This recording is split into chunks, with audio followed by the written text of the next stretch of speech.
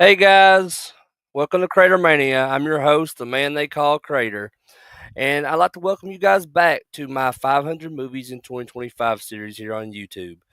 For this episode, this will be movies number 500. I'm sorry, 500, 253 through 256. So no, not quite at 500 yet, but we're over halfway there. But anyway, sorry guys for the technical difficulties. If you caught me on the first try at this stream, there was some issues going on. I think there's some issues with StreamYard. I'm not sure what's going on with it tonight, but I had to end it abruptly because there wasn't any sound, and also my intro that I normally play wasn't working. As you see, it's still not working. As I had to do this little generic countdown thing that's provided by StreamYard. So I think I figured out what the issue is. I think that StreamYard has updated their policies or what they allow people to use on the free plan again. So it looks like I'm gonna have to upgrade this if I want to have my intros and my outros on live streams. So what I'll do after this, I'll go back into this and I will try to edit in the intro and the outro to the video. But anyway, like I said, I want to welcome you guys back to my 500 movies in 2025 series. And like I said, I am over halfway there now. For this episode, this is 253 through 256, like I said. And so let's go ahead and just jump right into this. Last week, on last Friday, was the 4th of July. And the fireworks may have faded, but the last of the barbecue has been put away. Uh, and the 4th of July, 2025 is officially now in the rearview mirror. But the summer screams are far from over. This week we trade these patriotic explosions for this primordial terror as Shark Week kicks off. And there's no better way to start than paying tribute to the granddaddy of them all. On its 50th anniversary, we're looking back at the 1975 masterpiece that made an entire generation afraid to go in the water, and that's Jaws. Now, of course, you can't talk about a half century of Jaws without acknowledging it's complicated family.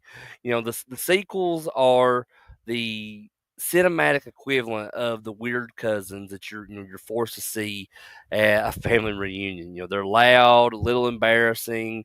They share the same family name, but none of the grace.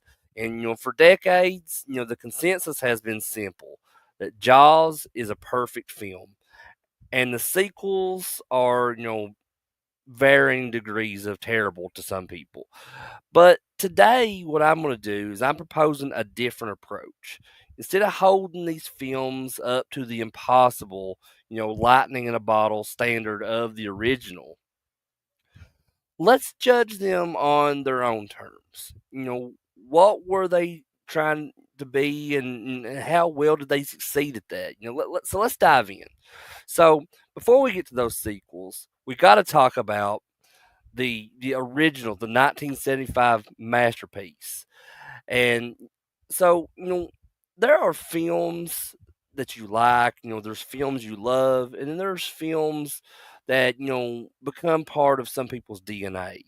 And, for me and, for millions of others, Steven Spielberg's Jaws is one of those films. It's more than just a movie. It's like a rite of passage, a master class in filmmaking that now 50 years after its release still makes an impact on all of us. And it's the film that made so many people afraid to go in the water. And to revisit Jaws now in the 21st century is not an act of nostalgia. It's a reaffirmation of what movie perfection really looks like. It's it's a reminder that true terror isn't about what you see, but what you don't see. And that the most compelling monster stories are always, at their heart, about the people fighting the monster. So, from the opening frames, this movie sinks its teeth into you and refuses to let go. It doesn't begin, with a character or a line of dialogue.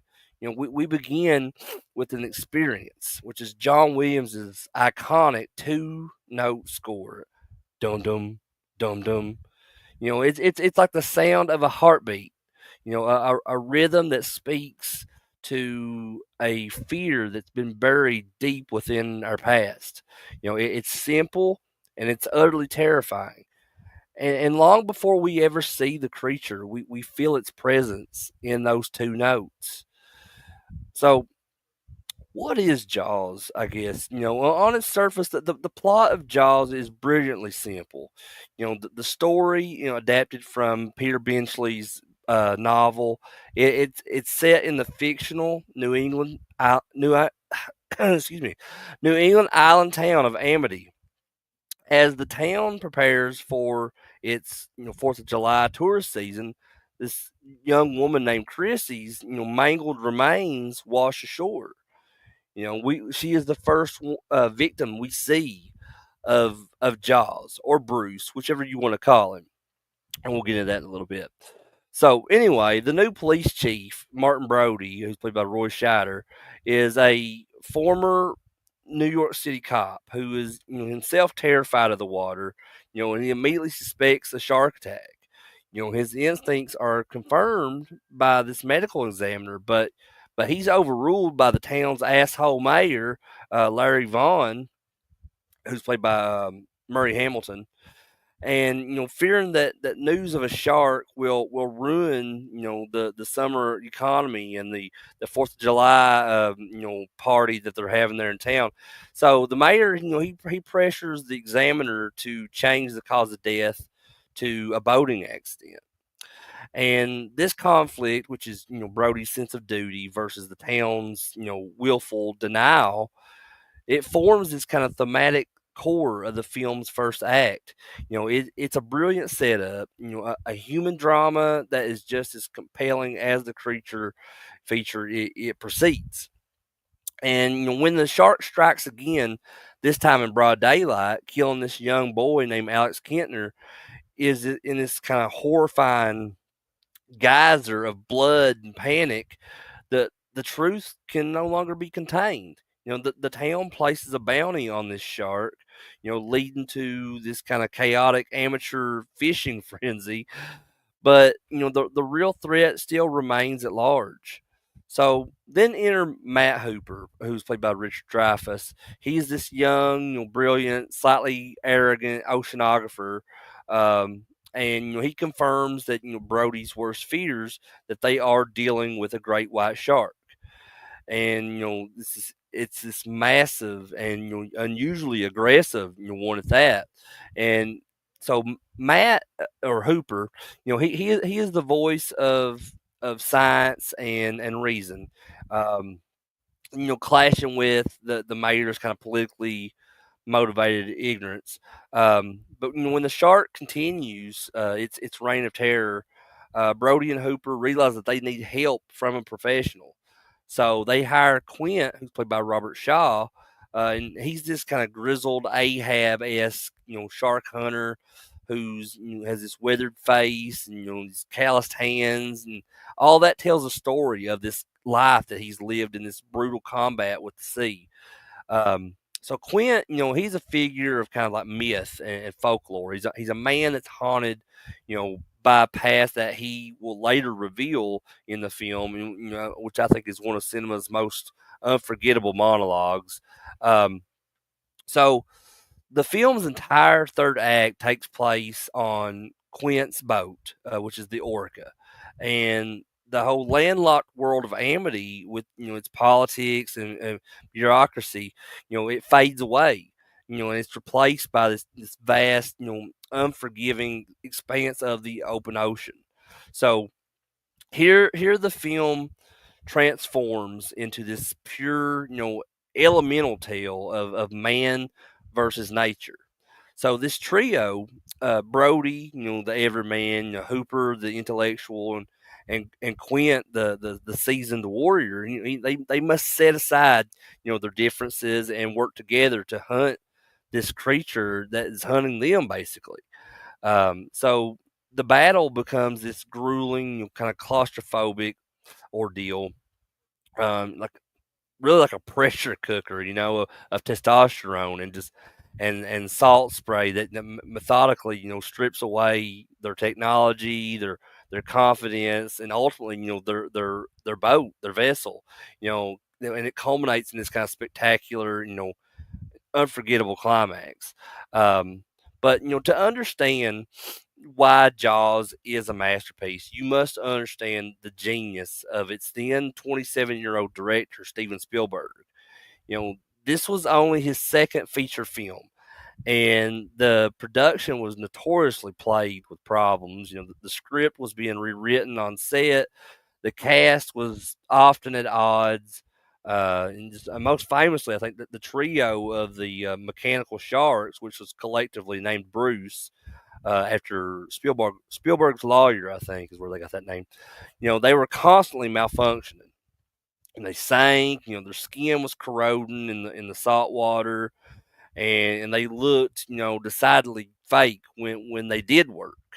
But any other director might have been broken, by these circumstances. For Spielberg, it was, that crucible that forged his legend. Um, Unable to show the shark, he was forced to just suggest it. So this limitation became, the film's kind of greatest artistic strength. Honestly, he kind of adopted this kind of a Hitchcock like approach. Building suspense, through implication. He used John Williams' score, to kind of signal its presence. He employed this kind of brilliant, point of view shots from the shark's perspective, and it really made the audience kind of complicit in its like its predatory like gaze, I guess you could call it. So he made a character, out of these yellow barrels, which pop up to the surface to signify the creature's kind of relentless nature. Um, and for the first hour of the film, we barely see the shark at all. We see it's just these devastating results from it. We see the fear on the faces of its victims, and and just the terror in the eyes of Chief Brody. Spielberg really understood that the audience's imagination would conjure up this beast, far more terrifying than any kind of mechanical prop that he could put on screen. So when the shark finally does make its entrance into the film, lunging out of the water as Brody is kind of chumming the line out there, the moment is just precisely, it's explosive, precisely because of that unbearable tension that has been built. And it's that moment that, it prompted one of, I think, cinema's greatest ad lib lines was, "You're going to need a bigger boat." Um, but Spielberg, his command of the camera is really breathtaking at times. Consider that famous like that dolly zoom or vertigo shot on Brody's face at the beach. As he watches the Kintner boy being attacked, the background appears to kind of rush towards him while he remains stationary, and I love that shot. It's one of the most awesome shots in the entire film. It's really it's perfect. It's a perfect visual representation of his world, suddenly closing in. And the film is just filled with these moments, of visual storytelling, from that, the low angle shots that make us feel like we're treading water, to the claustrophobic framing aboard the Orca. Jaws launched Spielberg into the stratosphere, and you can see the DNA of this film in all of his subsequent work. So the blend of wonder and terror, the focus on ordinary people in extraordinary circumstances, just the profound, understanding of character driven spectacle would become his trademarks in films like, Close Encounters of the Third Kind, E.T., Jurassic Park, a few of these which I've already covered here on the channel. If you go back and watch my Spielberg Mania show, where I talk about several different Steven Spielberg films. But the legacy of this movie is monumental. It didn't just change filmmaking, it changed the entire movie business. So before Jaws, major studio films were typically released slowly, premiering in a few big city theaters, before gradually rolling out across the whole country.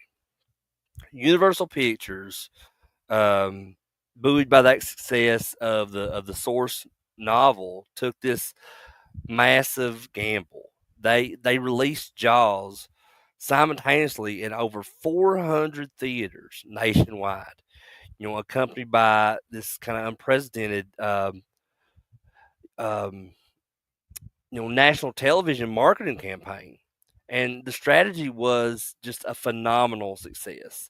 So there were lines wrapped around the block, and the film became the highest grossing movie of all time at that point until Star Wars came out 2 years later. And just this kind of saturation booking and marketing blitz created that whole template, for the modern summer blockbuster, which, is a model that really defines the industry to this day. Um, Another thing, it was just a cultural phenomenon. Jaws instilled this kind of genuine fear of the water in an entire generation. Beach attendance reportedly, dropped in the summer of 1975. The phrase "I'm never going in the water again" became a common refrain, and that was me. Even I wasn't even alive in 1975, but as this movie's been played for generations and generations, and when I was, seeing it for the first time and I understood what was going on, that was me saying I'm never going in the water again. That was me saying I was afraid of water. You know, just the film's dialogue kind of permeated this cultural lexicon. From "you're going to need a bigger boat" to Quint's kind of chilling monologue, about the USS Indianapolis. This monologue, which was largely written by Robert Shaw himself, is this standalone, piece of just theatrical brilliance. And really, it's a haunting soliloquy that elevates Quint from this simple caricature to this kind of tragic, tormented figure. Um, and while Jaws is a monster movie, um, its enduring power comes from the human drama. The the dynamic between Brody and Hooper and Quint is what we remember just as vividly as the shark attacks. It's a, Brody, who is the everyman, the family man. Like I said, Hooper, he's this man of science, and of the modern world. And then you got Quint, who is this man of experience, of the old world. And their conflicts, and eventual camaraderie aboard Quint's boat, the Orca, really makes the film, a deeply compelling character study. So these modern blockbusters, often which are criticized for, prioritizing CGI spectacle over human connection, could really learn a profound lesson from that chemistry of these three men in this movie. And there was an unfortunate real world consequence. It's impossible, I think, to discuss the film's legacy without acknowledging its negative impact on shark populations. So Peter Benchley, who was the author of the novel, he spent the rest of his life as a passionate ocean conservationist, and really just the way his story contributed to that, the just the near extinction, I guess, of great whites, and just led to these kind of indiscriminate trophy hunting. While the film is a work of fiction, its power was such that it created a very real monster in the public consciousness, which is a perception that really conservationists are still fighting to correct today.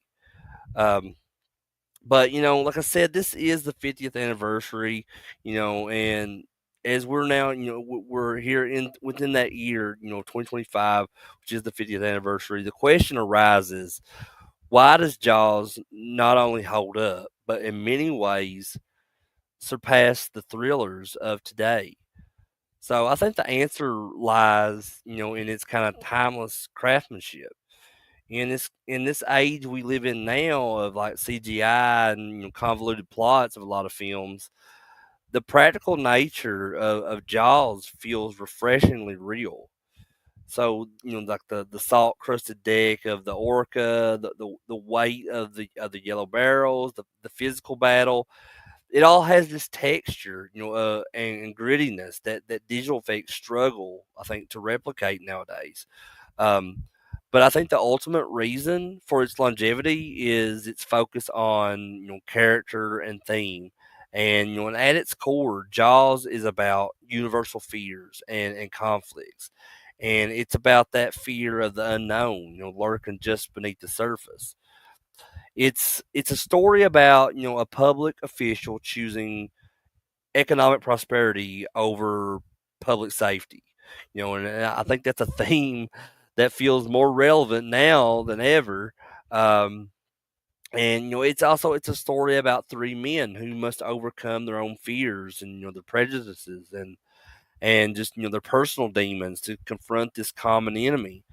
The shark is the catalyst, but the human journey is the destination here.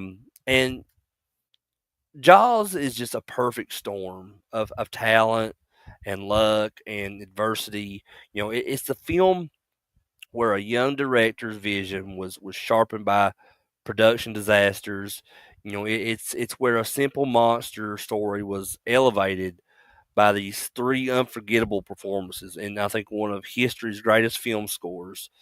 Um, it's a symphony of dread and just a masterclass in suspense and this powerful human drama all rolled into one.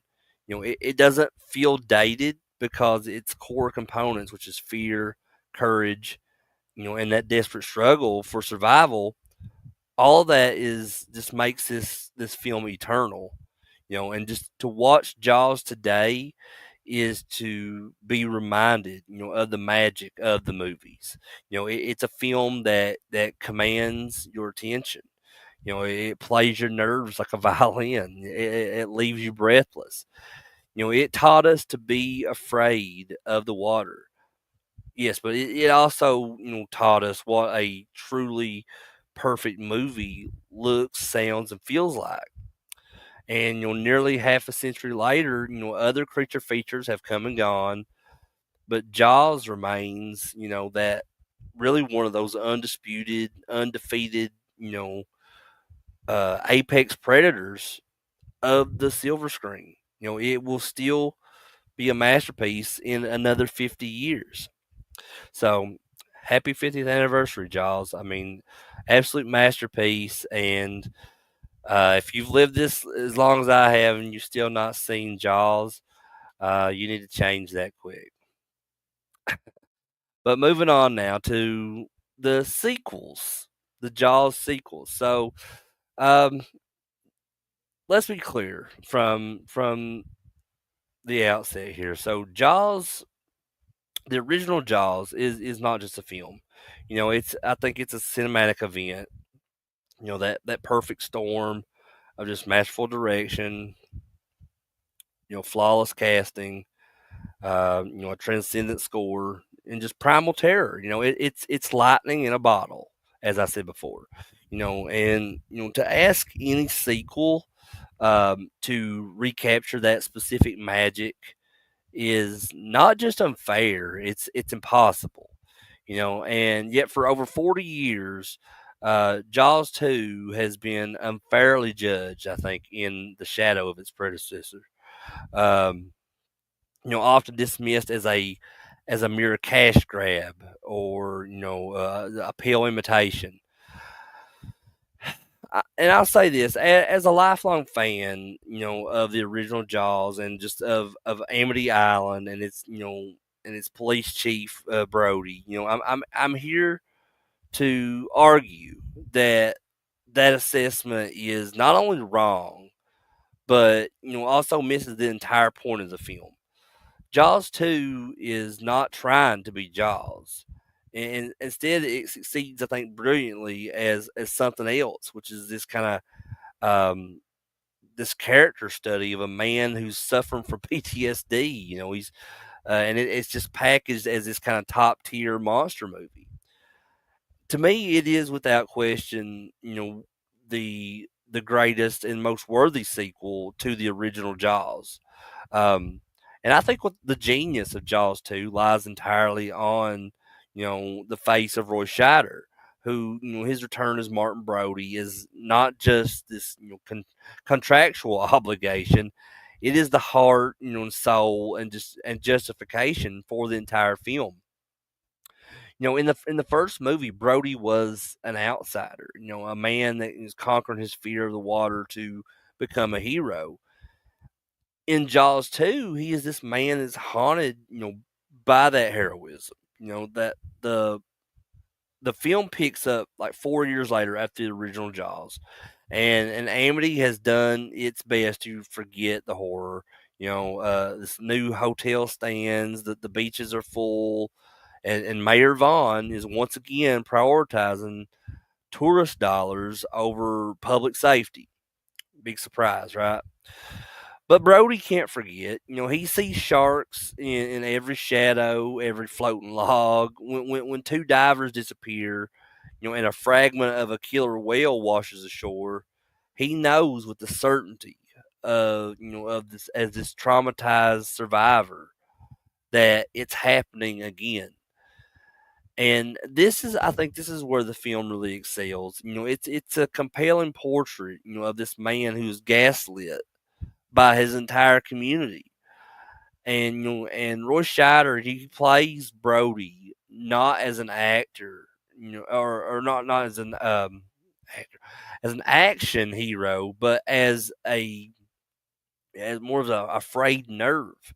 The scene where he frantically like fires his revolver into the water at this school of bluefish, and it terrifies all these beachgoers in the process, is I think is a masterclass in performance. He's not crazy, he's scared, and he's scarred. His desperation is pleading with the town council, and his eventual humiliating dismissal from the job he fought so hard to master is just genuinely painful to watch. We as the audience, it does it every time I watch this movie. Like, and the same thing with my wife too. Like, it pisses us off. Like he gets done so wrong. Just for trying to save these people of this town, and here, he's just being made to look like the bad guy in town. Like I said, it's really painful to watch. And we, the audience, we know he's right. Which makes his isolation and his public shaming all the more effective here. While the original Jaws was about a town in denial, Jaws 2 is about a town that just is actively choosing to forget. And it forces its savior in Brody into that role of this kind of paranoid crank. But of course, a sequel to Jaws needs a shark, and Jaws 2 delivers this formidable, if different, kind of antagonist. So this shark is not the mysteriously unseen force of nature from the first film. This is a movie monster. This is a scarred veteran of a battle with an orca, seemingly driven by rage and vengeance. So the subtlety is gone, replaced by a more aggressive and visually present threat. And you know what? It works. The set pieces Um, the set pieces here in this film are spectacular, and they really showcase this kind of level of craftsmanship. It's often overlooked. So the attack on the water skier, culminating in this fiery boat explosion, is an all time great horror opening. I think the sequence where the shark is relentlessly pursuing, the teenage sailing party is just a masterwork of that sustained sustained tension, and just that legendary helicopter attack, where the great white leaps from the water to pull this full size aircraft to its doom is audacious and thrilling, I think, and just pure 1970s blockbuster spectacle. Many critics point to the cast of teenagers as the film's weakness, but I would argue that they kind of serve this very vital, narrative purpose. They're the embodiment of Amity's kind of willful ignorance. They mock Brody's warnings. They sneak out to sell, and just generally act like these carefree, invincible kids that they believe they are. So this kind of cavalier, attitude is a direct reflection of the adults in town, and it makes that final half hour of the film where they're systematically terrorized and hunted, really this kind of brutal consequence of their collective disbelief. So their ordeal becomes Brody's redemption. He was fired, disgraced, and alone. He takes his this police boat, out into the ocean, the very place that he fears the most, to save these children who wouldn't listen, including his own two sons. And we must give credit, where it's due. John Williams returns with a score that, while not as iconic as the original, it is still a phenomenal piece of work. He brilliantly evolves his classic themes, creating these new frantic cues for the action sequences that that perfectly capture the shark's more aggressive nature. So the direction by Jeanot Swart, I think that's how you pronounce his name. He stepped in during this troubled production.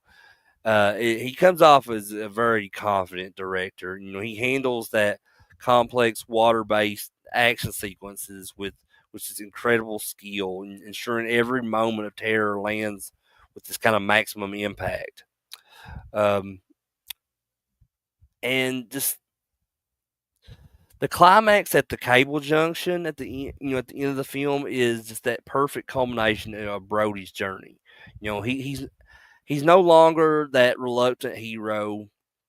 He's this desperate father. Using his wits to fight a monster. And that final confrontation, where he tricks the shark into biting this high voltage underwater power line, is just deeply satisfying. His that triumphant line of "open wide, you son of a bitch," is just kind of this cathartic release. He's not only saved the day, but he's also conquered these personal demons that is haunting him throughout the entirety of this film. And like I said, the director of Jaws 2 is Jean Schwartz. And he's this French American, film and television director. And, he was not the original choice for Jaws 2. Director John Hancock, who did Let's Scare Jessica to Death, was initially hired, but was fired after a month of shooting due to these kind of creative differences with the producers who wanted a more action oriented film rather than his darker vision. But Schwartz, primarily known for his extensive and prolific work in television, was brought in to save this troubled production. His background in directing episodes of series like The Rockford Files, Kojak, Twilight Zone, it made him this really reliable and efficient professional who could handle a tight schedule and deliver this polished product. And besides Jaws 2, he's best known for two other cult classic films, Somewhere in Time from 1980 with Christopher Reeve and Jane Seymour, and then he also did Supergirl from 1984. Um, but his career is largely, I think, defined by his his reputation as a highly competent and professional director for hire who could step into these kind of challenging products and deliver this really visually effective and um, you know commercially viable film. But the legacy when it comes to Jaws 2, are very significant. The legacy and the impact is very significant with this film, particularly in how Hollywood approached sequels and franchising. So, while The Godfather Part 2 had proven that, sequels could, achieve artistic greatness, from what I've read, I've never seen the Godfather films, but it like I said, there was a lot of success with the Godfather films, but Jaws 2, it solidified that concept of the summer blockbuster sequel. It proved that a high concept, big budget thriller could be successfully followed up to massive financial returns. Setting a template for franchises like Star Wars and Indiana Jones and countless others. At the time, it was the highest grossing sequel in history until The Empire Strikes Back came out. Um, but the the power I think was in the tagline with this film. The film's marketing campaign gave pop culture, I think, one of its most enduring taglines. Just when you thought it was safe to go back in the water. And this phrase immediately entered, the public lexicon and has been parodied and referenced ever since, becoming shorthand for the return of any threat, fictional or otherwise. Um, and more than the original, Jaws 2 shares this kind of significant DNA with the slasher genre. And I know that sounds weird, but hear me out. Um, you know, it's in the sense that it would explode in the 1980s. The second half of the film, featuring this group of these isolated, often bickering teenagers, being picked off one by this relentless killer shark, is really a direct precursor to the formula that was used in films like Friday the 13th. Um, and it's the massive box office success with this. It really made further sequels inevitable. Turning Jaws into this full fledged franchise, and this led directly to the critically panned and commercially disappointing Jaws 3D and Jaws: The Revenge, which we'll talk about here in a little bit. Which but this and those films would ultimately tarnish the brand's reputation. Um, Jaws 2 is now widely seen as the last respectable entry in the series. Um, and it became that benchmark for a good sequel that doesn't surpass its classic original. It established that idea that a follow up could succeed on its own terms by expanding on the characters and delivering the solid genre thrills, and even without that artistic genius of the first film. But I guess in conclusion, Jaws 2 is a film that deserves to be judged, on its own considerable merits. While it could never replicate that lightning in a bottle perfection of the original, it wisely chose not to try.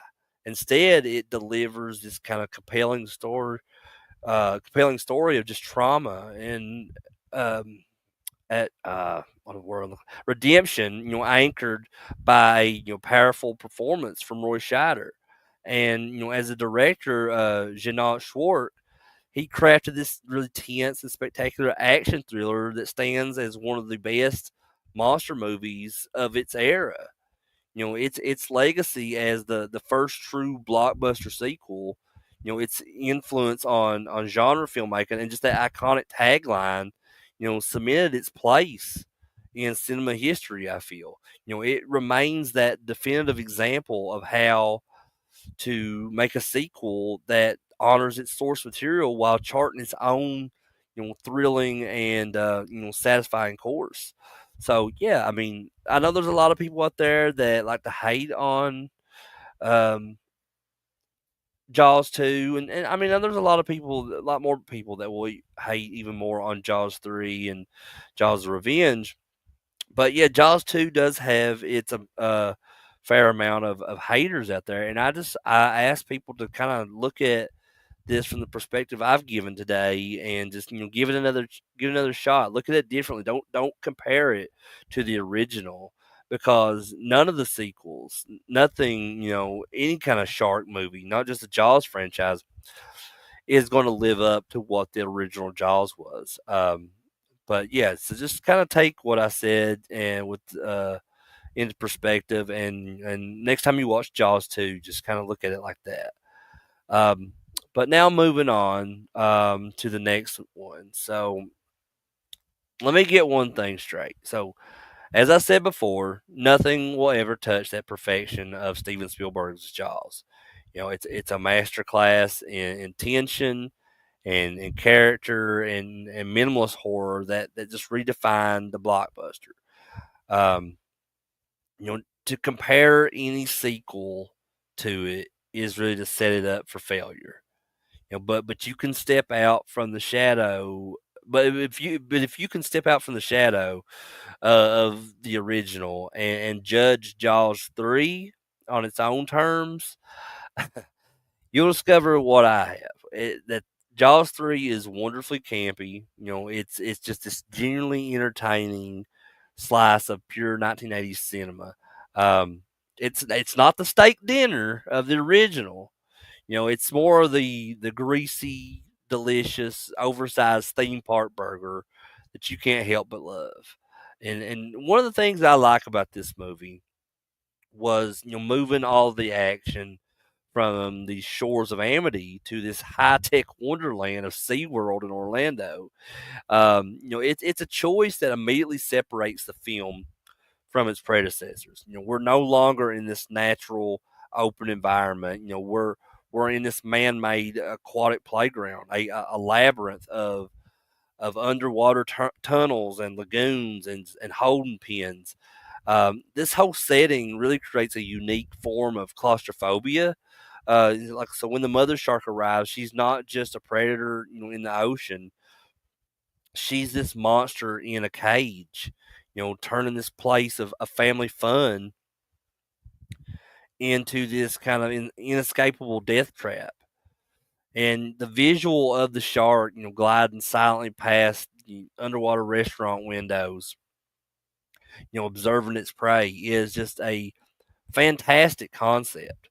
And then there's the characters. So we get to see the Brody boys all grown up, which is a wonderful continuation of that family legacy. Dennis Quaid, he brings this kind of charismatic energy to Mike Brody. No longer the little boy building sandcastles, but he's this capable engineer in charge of the very park that's about to come under siege here. And his relationship with Kay Morgan, who's played by Bess Armstrong, she's this sharp-witted marine biologist. And she gives that film a very likable core. But the real scene stealer, I think, in this film is Lou Gossett Jr. As Calvin Bouchard, who he plays the park's like really stressed out, but determined manager, and he Lou Gossett Jr. He really brings that level of intensity, that the film desperately needs. You believe his conflict between protecting his business and ensuring public safety. To me, he's a far more complex character than the greedy mayor of Amity. But the shark itself is a source of much debate with this film. No, it doesn't have the terrifying realism of Bruce from the first film. It's often stiff and it moves with a kind of a strange, almost robotic slowness. But here's the thing: in the context of this theme park disaster movie, it works. The final confrontation, where the shark is blown to smithereens, and it just leaves behind this, this shower of blood, and it's a very, it's a very prominent jawbone flying at the audience in 3D. I think that's one of the most memorable kills in the entire franchise. It's not scary, but it is very entertaining. Um, but Jaws 3, it's a product of its time. I think in the best possible way. It's a movie that dared to be different. To trade this psychological tension um, for these high concept thrills. It's bright, it's loud, it's unapologetically cheesy. And for a fan of the Jaws universe, it's a kind of a delightful what if scenario that really expands the world beyond Amity Island. It's To me, it's that perfect film to watch with friends. To laugh at these ridiculous moments and um, just appreciate just that kind of earnest attempt to deliver a new kind of shark terror. It may not be high art, but it's high entertainment. And for that, I'll always have fun with this movie. Um, and the director of Jaws 3 was Joe Alves. So Joe Alves is this very fascinating figure, I think, in the entire Jaws franchise.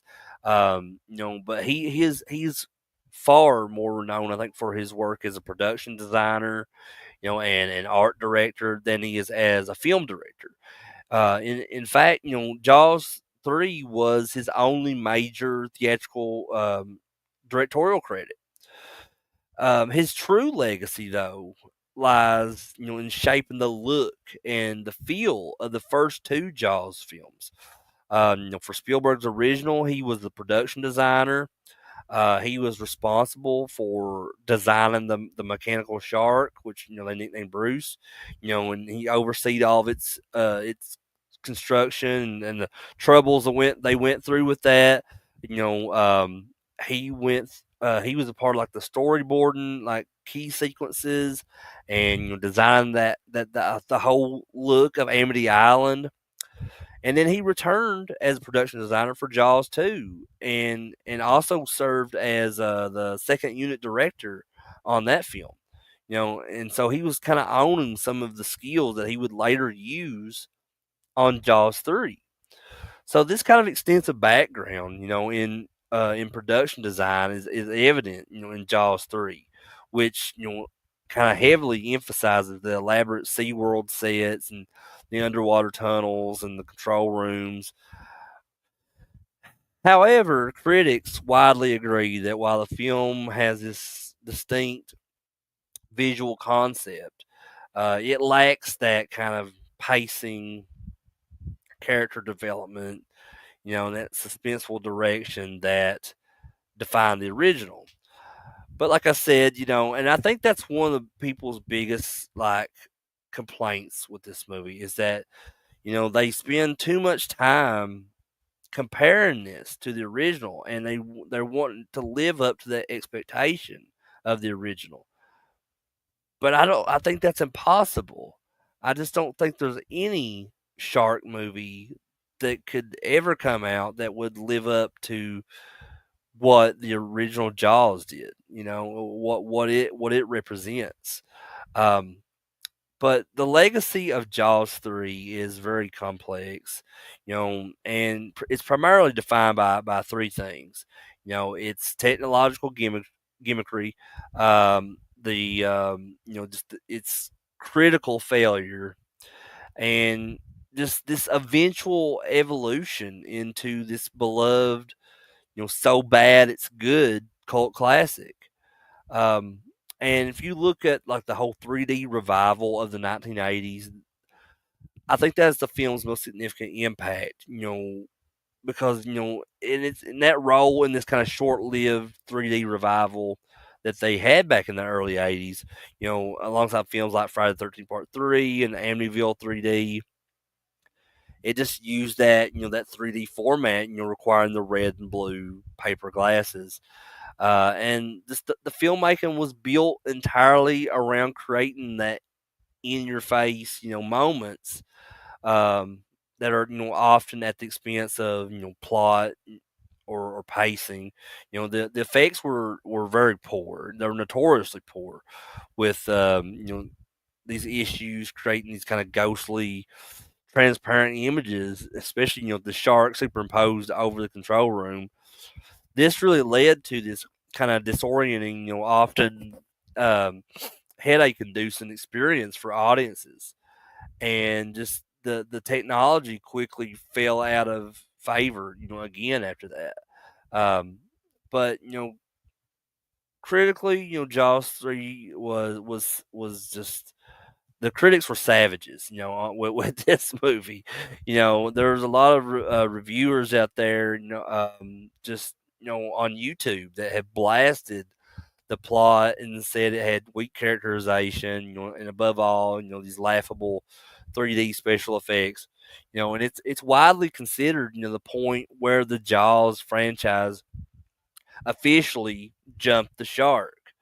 Abandoning the grounded, suspenseful horror of the original for this kind of schlocky B movie territory.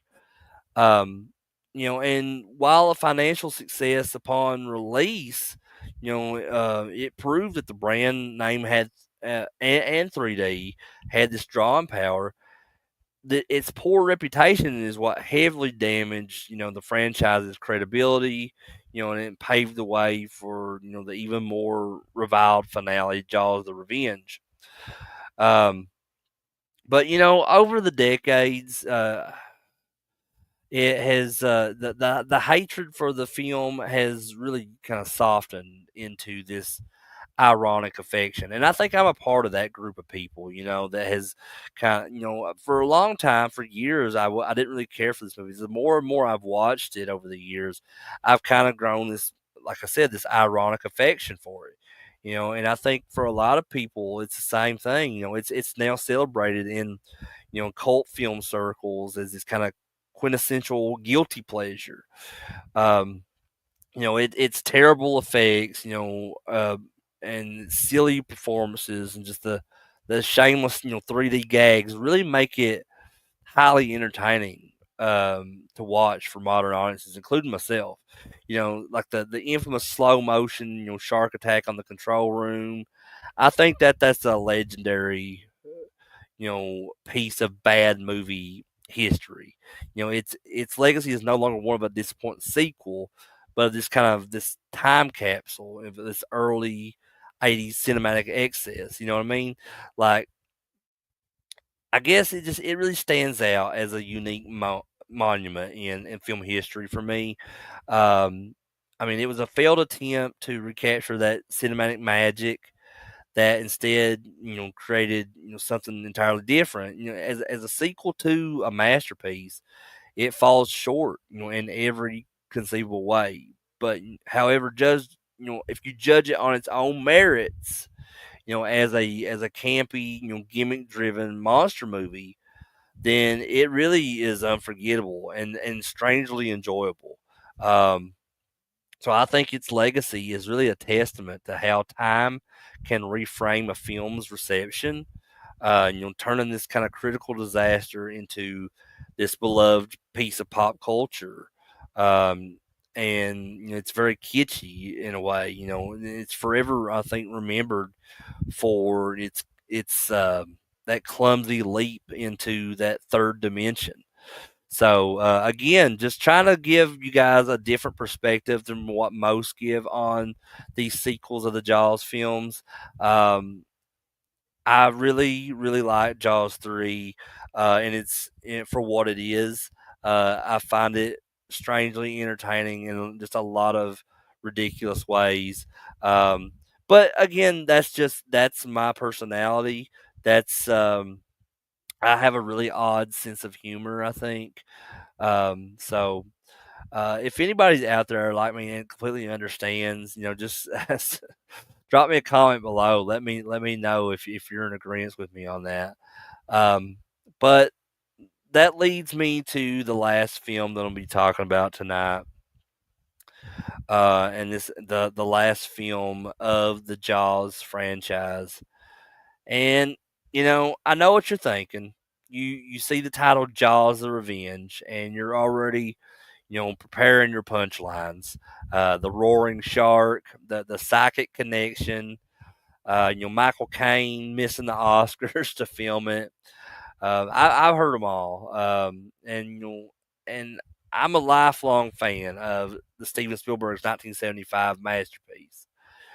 I understand the skepticism, and I will say this before I get into this. Um, from what my mom and dad tell me, this was the first movie that I was exposed to at a movie theater. So I don't even know if I was a year old yet when this came out. And they took me with them to see this, but I was there for this movie in theaters. I have no memory of it, but apparently I was there for that, so I can say that. Um, but I guess for decades, this fourth and final installment has been held up as like the gold standard for terrible sequels. It's a film that's so wrong-headed that it effectively sank $1 billion franchise. But hear me out, okay? So if you strip away, the jokes and discard the kind of unfair comparisons to the original, you might find what I found over years of these kind of what I would call forgiving rewatches. And it's really this kind of heartfelt, bizarre, and surprisingly emotional final chapter for the Brody family. Um, this movie is not a great monster movie. It's not even particularly a good one, but it is fascinating, and oddly compelling in a way that is like a character study about this woman who is broken by unimaginable trauma, and for that alone, it deserves, I think, a second look. And so, the primary mistake that critics make is viewing this as another shark movie. It isn't. This is Ellen Brody's movie. The first film, belonged to her husband, Chief Martin Brody. This one is hers, and Lorraine Gary, pulled out of retirement for this role. Gives a performance of this quiet, simmering grief that is the anchor of the entire film. She's not that resourceful, heroine Ripley from the Aliens. She's a grandmother. She's a grandma. She's a widow, and a mother who has now lost a son to the very same species of monster that has haunted her family for over a decade. Her performance is imbued with this kind of sense of post traumatic stress, and when she flashes back to moments from the first film, uh, including famously a key moment that she wasn't even present for. It's not a continuity error from what if you look well from the way I see it. It's more so a representation of how deeply the legend of the first shark of that first shark has just embedded itself into her psyche, and her trauma isn't just memory, it's this living, breathing part of her family's folklore. So this reframing is key, I think, to appreciating the film's kind of most ridiculed element, and that's the concept of a vengeful shark. Is it biologically absurd for a great white to hunt a specific family from Massachusetts all the way to the Bahamas? Absolutely. But in the context of Ellen's fractured mental state, it works as a powerful metaphor.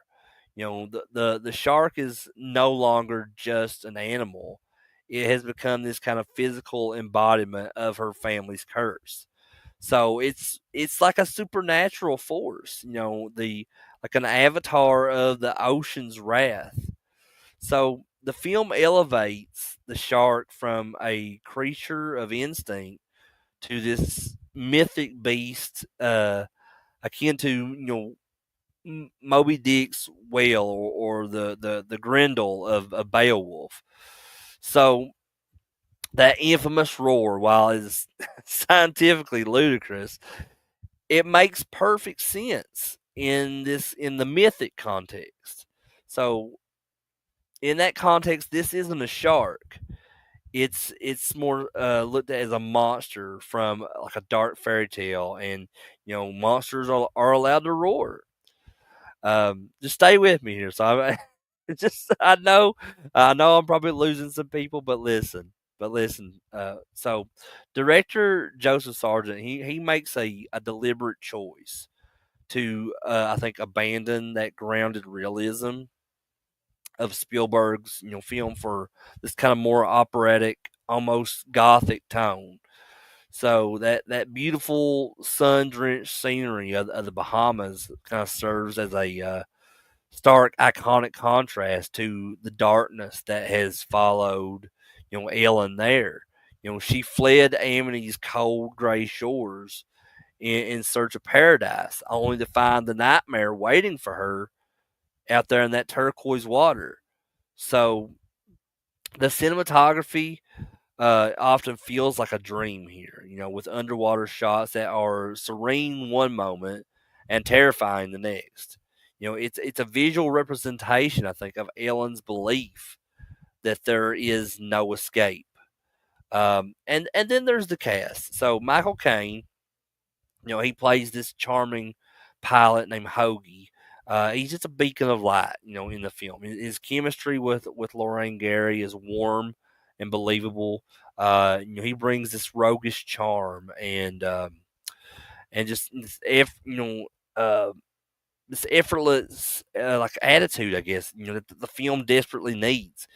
Yeah, he famously admitted he did it for the money and in a free trip to the Bahamas, but you would never know it from his performance. You know, he's fully committed to this role, whether he's flying this plane or he's romancing this grieving widow. The relationship that develops between Ellen and Hoagie is really the film's emotional core, because it's a story of these two older people who are finding solace and a second chance at happiness in the face of death. Um, and then even the supporting characters, have their moments. Like Meryl Van Peebles, as Jake, Michael Brody's research partner. He's charismatic, and his fate is just, genuinely tragic in one version of the film, but the another version, he lives. So, his work with the conch shell tracking device, while silly, it really adds to that film's kind of quirky, offbeat charm. Um, and but the focus remains squarely on the family drama. So Michael Brody, who's played by Lance Guest in this one, confronting the fear that his father lived with, and his young daughter Thea, represents that next generation threatened by this kind of ancestral curse. Um, and let's be honest, this film, it is flawed. The special effects are a um, significant step down from the previous entries, and in the climax, especially the original European theatrical version where the shark is just simply impaled, is abrupt. But even in its sloppiness, there's a certain B movie ambition to it. That the banana boat sequence is pure silly fun. A moment of just classic '80s cheese that feels right at home. Um, Jaws of Revenge is the weird, unloved child of the franchise. It's not the that suspenseful masterpiece of the first film, or even that grisly slasher uh, vibe that the second film has, or even the goofy 3D gimmick of the third one. It is a strange, sad, and surprisingly tender meditation on grief and legacy, and just and a mother's determination, to end this curse. It's a film that that asks us to believe in this psychic, roaring, vengeful shark. So if you can take that leap of faith, and see it for what it isn't, but for what it tries to be, that final mythic chapter in the tragedy of the Brody family, then you might find it a little bit more entertaining than what you used to. I think you'll find an unappreciated film, that has this heart to it. It's buried deep beneath this kind of wave of ridicule. Um, and like I said, the director of this movie was Joseph Sargent. He did pass away back in 2014. He was a prolific, highly respected um, film and television director. He began his career as an actor before moving, behind the cameras in the 1950s. He was primarily known for his work in television, where he won 4 Emmy Awards. But I think he was known for his efficiency and his ability to draw strong performances from actors. His involvement in Jaws' Revenge was seen as a curious choice, as his strengths kind of lay in these grounded, realistic drama and suspense, and not in creature features with supernatural elements. The film was a critical and commercial failure, in his otherwise distinguished career. So that really sucks. But the legacy of this movie is almost entirely negative. Um, and its impact was to definitively kill the theatrical Jaws franchise. It's consistently cited on the list of the worst films, and specifically the worst sequels ever made. The film was universally savaged by critics upon its release. Roger Ebert famously gave it 0 stars, and opened his review by stating it is not simply a bad movie, but also a stupid and incompetent one. But critics have blasted every aspect. The nonsensical plot of a vengeful shark traveling 1,200 miles in 3 days. The poor special effects, including a visible track for the shark in some scenes. The roaring sound effect. Just the illogical character decisions. Um, while the film wasn't a total bomb, it was really still a massive financial disappointment. It grossed only $51.9 million worldwide on a $23 million budget. This was a catastrophic drop from the previous films. The original Jaws made $472 million. Jaws 2 made $208 million. Jaws 3 made $88 million. So this really was a signal to the studio that the audience's appetite for the series was gone. Um, and all the film's failures, it really turned it into this pop culture joke. Michael Caine's quote about his involvement is legendary. I have never seen it. This is what he said. I have never seen it, but by all accounts, it is terrible. However, I have seen the house that it built, and it is terrific. So, the film's tagline, "This time it's personal," became a cliche, often used to mock just these, overly dramatic or silly sequel premises. Um, and it was the end of an era with this film. That overwhelmingly negative reception, and that poor box office performance ensured that no further sequels were produced. It left the franchise on a sour note for decades. And tainting that legacy of of what began as, I think, one of cinema's greatest achievements in the original film. It serves as a textbook example, I think, in film studies of franchise fatigue. and just that the dangers of churning out sequels without a compelling creative reason. But I guess in conclusion, Jaws of Revenge, it exists in a strange dual reality. Um, so on one hand, it is objectively a cinematic failure. A film that is crippled by this nonsensical premise, rushed production, glaring technical flaws, that just sealed that fate, of a legendary franchise.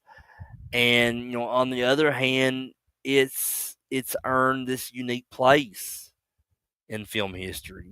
For critics and the general public, it is a cautionary tale and a reliable punchline. But for a small, forgiving segment of fans, I think it stands as a bizarrely earnest and an unintentionally fascinating film. Um, by shifting its focus to excuse me, by shifting its focus to the emotional trauma of Ellen Brody and taking a wild, supernatural swing, it really creates this kind of something undeniably memorable. Despite how you feel about it, this movie is memorable to people, and if for all the wrong reasons, but it's a film that failed as a thriller, but succeeded, I think, as a camp classic. A deeply flawed yet oddly watchable final word on the Brody family saga. So